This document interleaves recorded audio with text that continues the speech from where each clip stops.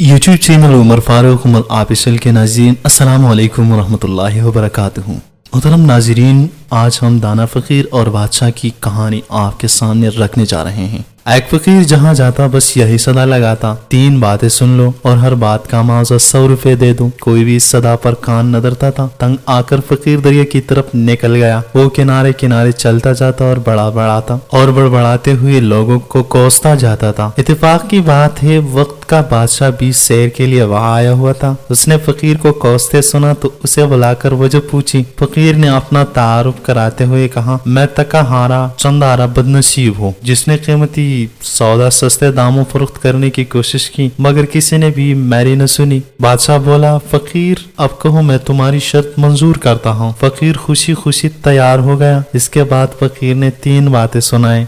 Number 1 बात ये थी कि रात ता चगन बला, यानी रात को जागना मुफीद है। पहली बात बताकर फ़कीर ने बादशाह से इसका मुआवजा 100 रुपए की शक्ल में हासिल कर लिया। दूसरी बात ये थी आउन आले दा आदर बला, यानी आने वाले की तकरीम करने में भलाई है। दूसरी बात सुनाकर फ़कीर ने बादशाह से मजीद 100 रुपए ले लिए। तीसरी बात ये थी संदल बलादे सराज 100 खुला, यानी जिदी के सर में जब तक 100 जूते न लगे इसकी इस्लाह नहीं होती।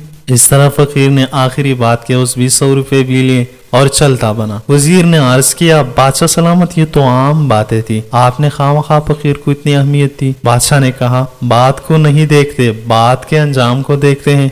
अब तीनों बातों की हकीकत मालूम करने के लिए बादशाह बैस बदल कर रात को महल से निकल पड़ा। उसे 2 औरतों की आवाज सुनाई दी, एक हंस रही थी, एक रो रही थी। बादशाह ने बाहर से आवाज दी, वो बोलो कौन? बादशाह ने कहा, पहरेदार। वो कहने लगी, जा चला जा, मैं हंस रही हूँ, मेरा नाम तदबीर है और जो रो रही है इसका नाम तकदीर है। बादशाह ने अंदर झांक कर देखा तो खूबसूरत औरतों के चेहरे दिखाई दिए। तो उन्होंने कहा, इस मुल्क के बादशाह को शाही बाग की पीपल का सांप डस लेगा जिसके बाइस बादशाह की मौत वाक़ई होगी। बादशाह वहां से रुखसत होकर सीधा अपने महल में पहुंचा। अब वो इस बात की सदाकत को परखना चाहता था। उसने शाही खजाने को सदकात और खैरात में तकसीम कर दिया। वो शाम के मुतालिक सोचने लगा।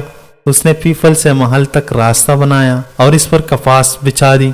इस रास्ते के दोनों तरफ फूलदार पौधे लगाए और शाम का इंतजार करने लगा। एक खास वक्त पर शाम पीपल की शाखों के दरमियान से निकला और इसने जमीन पर छलांग लगा दी। महल तक का रास्ता शाम ने इंतहाई आराम से तय कर लिया। शाम इस बंदोबस्त से बहुत खुश था। महल में पहुंचा तो बादशाह नफल पढ़ रहा था। शाम ने पंखारते हुए अपनी आमद का यूं ऐलान किया, ऐ जमीन के टुकड़े के बादशाह मैं आ गया हूँ। बादशाह ने सुकून से नवाफिल की अदायगी जारी रखी। जब नवाफिल खत्म हो गए तो आखिरी नफल का सलाम फेर कर सर झुका लिया और बोला, लो रब का हुक्म पूरा करो। फरिश्ते के दिल में रहम पैदा हुआ। फरिश्ते की फरियाद पर रब ने इजाजत दे दी। गैब से आवाज आई, आधी जिंदगी उसको और आधी तुझको बख्शी। शाम हमला आवर होने के बजाय वापस रवाना हुआ। बादशाह ने शाम से कहा, मेरे लायक कोई खिदमत हो तो बताओ। सांप ने जवाब दिया, खिदमत वही है जो गरज पूरी होने से पहले की जाए। बादशाह को रात को जागने और आने वाले की कदर करने का सिला मिल गया।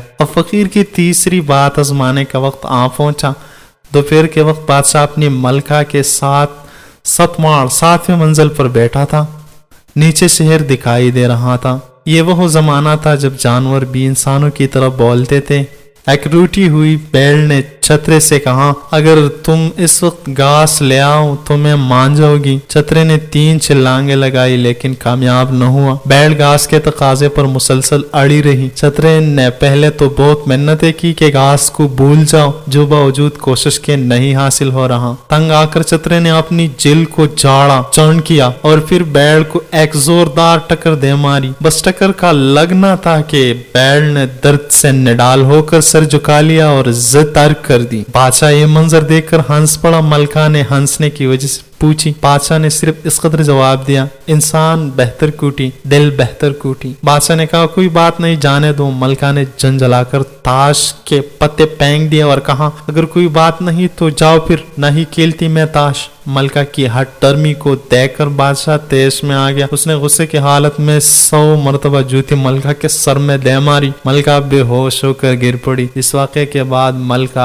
आज किसी से इसका हाल पूछेगी। मुराद ये है कि कभी अधूरी باتوں کا مطلب نہ پوچھے گی۔ اس طرح فقیر کی تیسری بات کی سچائی بھی بادشاہ پر آشکارا ہو گئی۔ ناظرین، اگر آپ کو یہ قصہ اچھی لگی ہوں تو اپنے دوستوں کے ساتھ ضرور شیئر کیجیے۔ جزاک اللہ خیر۔